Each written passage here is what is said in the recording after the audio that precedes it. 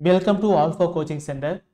நம்முடைய இன்ஸ்டியூஷனில் group 4க்கு new சிலபஸ்க்கு வந்து பார்த்திங்க அப்படின்னா வேர் டு ஸ்டடி வந்து ஒவ்வொரு யூனிட்டுக்கும் நம்ம எங்கே படிக்கணும் அப்படிங்கிறது நம்ம ஆல்ரெடி அப்டேட் பண்ணியிருக்கோம். ஸோ இந்த வீடியோவில் யூனிட் 5 இந்திய பொருளாதாரம் மற்றும் தமிழ்நாட்டில் வளர்ச்சி நிர்வாகம் அப்படிங்கிற பாடத்தை ஸ்கூல் புக்கில் எங்கே படிக்கணும், எந்த பாடத்தை படிக்கணும், ஓகேங்களா? ஸோ நாங்கள் சொல்லக்கூடிய இந்த பாடத்தை மட்டும் படிச்சிங்க அப்படின்னா யூனிட் 5ல கேட்கக்கூடிய எல்லா கொஸ்டின்ஸ்க்கும் உங்களால் பயப்படாமல் ஆன்சர் பண்ண முடியும், சரிங்களா?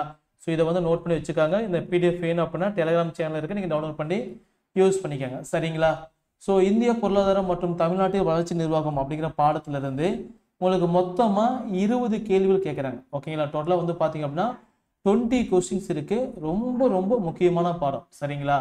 இந்திய பொருளாதாரத்தின் இயல்புகள் அதோட சப்டாபிக் பார்த்தீங்க அப்படின்னா இந்திய பொருளாதாரத்தின் இயல்புகள், 5 ஆண்டு திட்ட மாதிரிகள், ஒரு மதிப்பீடு, திட்டக்குழு மற்றும் நிதி ஆயோக், வருவாய் ஆதாரங்கள், இந்திய ரிசர்வ் வங்கி, நிதி ஆணையம், மத்திய மாநில அரசுகளுக்கிடையேயான நிதி பகிர்வு, சரக்கு மற்றும் சேவை வரி, இங்கிருந்து கொஸ்டின்ஸ் வரும். பொருளாதார போக்குகள், வேலை வாய்ப்பு உருவாக்கம், நில சீர்திருத்தங்கள் மற்றும் வேளாண்மை, வேளாண்மையில் அறிவியல் தொழில்நுட்பத்தின் பயன்பாடு, தொழில் வளர்ச்சி, ஊரக நலன்சார் திட்டங்கள், சமூக பிரச்சனைகள், மக்கள் தொகை, கல்வி, நலவாழ்வு, வேலைவாய்ப்பு, வறுமை, சமூக நீதியும் சமூக நல்லிணக்கமும், சமூக பொருளாதார மேம்பாட்டின் மூலாதாரங்கள், தமிழ்நாட்டின் கல்வி மற்றும் நலவாழ்வு முறைகள், தமிழ்நாட்டின் புவியியல் கூறுகள், பொருளாதார வளர்ச்சியில் அவற்றின் தாக்கமும், நலன்சார் அரசு திட்டங்கள், தற்போதைய சமூக பொருளாதார பிரச்சனைகள், அது கூட கரண்ட் அஃபேர்ஸ் நடப்பு நிகழ்வுகள், ஓகேங்களா? ஸோ இதான் வந்து பார்த்தீங்கன்னா யூனிட் 5க்கு கீழே இருக்கக்கூடிய சப் டாபிக், சரிங்களா? ஸோ இதில் இந்திய பொருளாதாரத்தின் இயல்பில் இருந்து அந்த நிதி பகிர்வு வரைக்கும் நீங்கள் என்னென்ன பாடத்தை படிக்கணும் அப்படின்னா 11th தான் மெயினாக, ஓகே? 11th எக்கனாமிக்ஸில் 7th லெசன் இந்திய பொருளாதாரம், 11th எக்கனாமிக்ஸில் 8th லெசன் இந்திய பொருளாதாரம் சுதந்திரத்திற்கு முன்னரும் பின்னரும், ஓகேங்களா? ஸோ இந்திய பொருளாதாரம் வந்து பார்த்தீங்க அப்படின்னா சுதந்திரத்துக்கு முன்னாடி எப்படி இருந்துச்சு, பின்னாடி எப்படி இருந்துச்சு அப்படிங்கிற டீட்டெயில் படிக்கணும். 10th எக்கனாமிக்ஸில் ஃபர்ஸ்ட் லெசன் மொத்த உள்நாட்டு உற்பத்தி மற்றும் அதன் வளர்ச்சி ஒரு அறிமுகம். 12th எக்கனாமிக்ஸில் செகண்ட் லெசன் தேசிய வருவாய். 12th வந்து 6th லெசன் வங்கியியல். 12th கூடிய 9th லெசன் நிதி பொருளியல், ஓகே? அப்படிங்கிற பாடத்தை வந்து படிக்கணும், சரிங்களா? சரக்கு மற்றும் சேவை வரியிலிருந்து லாஸ்டா அறிவியல் தொழில்நுட்பத்தின் பயன்பாடு வந்து பார்த்தீங்க அப்படின்னா எங்கே படிக்கணும் அப்படின்னா 7th எக்கனாமிக்ஸில் கூடிய 7th லெசன் வரியும் அதன் முக்கியத்துவமும், 10th எக்கனாமிக்ஸில் அரசாங்கமும் வரிகளும், 9th எக்கனாமிக்ஸில் இந்தியா மற்றும் தமிழ்நாட்டில் வேலைவாய்ப்பு, 12th எக்கனாமிக்ஸில் கூடிய வேலைவாய்ப்பு மற்றும் வருமான கோட்பாடுகள், 11th எக்கனாமிக்ஸில் 9th லெசன் இந்தியாவின் மேம்பாட்டு அனுபவங்கள், ஓகேங்களா? இந்தியாவின் மேம்பாடு அனுபவங்கள்.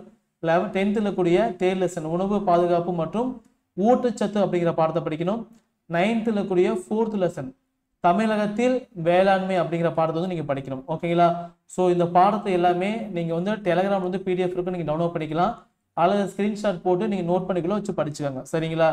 நெக்ஸ்ட் தொழில் வளர்ச்சியிலிருந்து லாஸ்ட்டாக வறுமை வரைக்கும் பார்த்தீங்க அப்படின்னா 10th எக்கனாமிக்ஸில் கூடிய 5th லெசன் தமிழ்நாட்டில் தொழில்துறை தொகுப்புகள், 8th கூடிய செகண்ட் லெசன் பொது மற்றும் தனியார் துறைகள், 11th கூடிய 10th லெசன் ஊரக பொருளாதாரம்.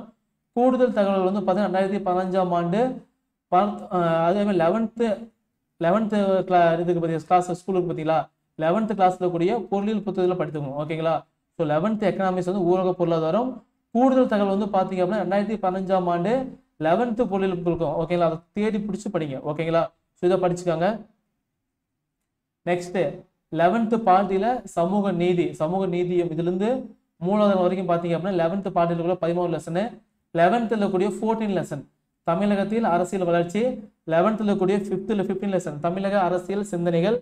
12th ஹிஸ்டரி ஓல்டு புக்கில் வந்து பார்த்தீங்கன்னா நீதி கட்சியின் ஆட்சி அப்படிங்கிற பாடத்தை வந்து இந்த டாப்பிக்கில் நீங்கள் படிக்கிற மாதிரி இருக்கும், சரிங்களா?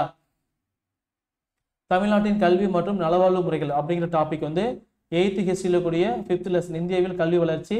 10th எக்கனாமிக்ஸில் 3rd லெசன் உணவு பாதுகாப்பு மற்றும் ஊட்டச்சத்து. 8th சோசியல் ஓல்டு புக் வந்து பார்த்தீங்கன்னா விடுதலைக்கு முன் தமிழகத்தின் கல்வி நிலை 2005 எடிஷன், ஓகேங்களா? 8th சோசியல் ஓல்டு புக் வந்து பார்த்தீங்கன்னா விடுதலைக்கு பின் தமிழகத்தில் கல்வி நிலை. 8th சோசியல் ஓல்டு புக் வந்து பார்த்தீங்கன்னா தமிழக அரசின் சமூக நலத்திட்டங்கள். ஓகேங்களா? ஸோ இந்த பாடத்தையெல்லாம் பார்த்தீங்க அப்படின்னா நீங்கள் படிக்கிற மாதிரி இருக்கும், அதை நீங்கள் படிச்சுக்கோங்க. சரிங்களா?